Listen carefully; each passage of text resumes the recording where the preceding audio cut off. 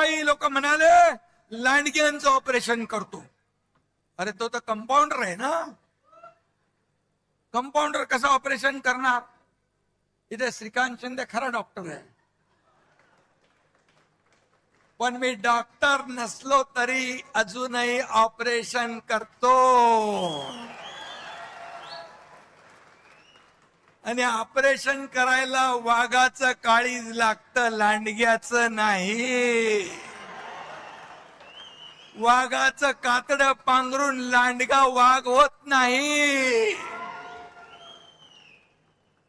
4 वर्षापूर्वी यात लांडग्यानी मला धमक्या दिल्या होत्या, मुंबईत यावंच लागेल, वरळीतून जावंच लागेल.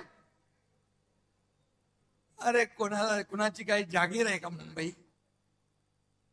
एकनाथ शिंदे एकटा आला, एअरपोर्ट वरून हेलिकॉप्टर बाजूला ठेवलं, हेलिकॉप्टर मध्ये तुमचा एकनाथ शिंदे बसला नाही, गाडीमध्ये बसला, बाय रोड केला, वरळीतून गेला, वरळीतून थांबला, येऊन थांबला. तेव्हा जे धमक्या देणारे घरामध्ये ऑनलाईन बघत होते, मी काय आम्हाला चॅलेंज देणार? आता म्हणतात तुडवा, हिम्मत असेल तर समोर या.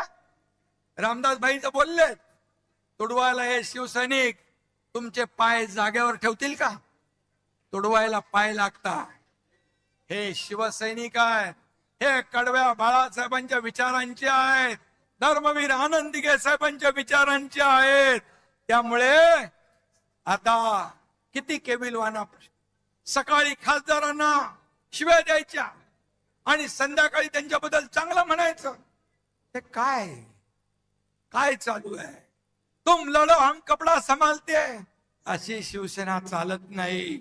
सेनापतीने घरी बसून चालत नाही, फ्रंटवर येऊन लढावं लागतं.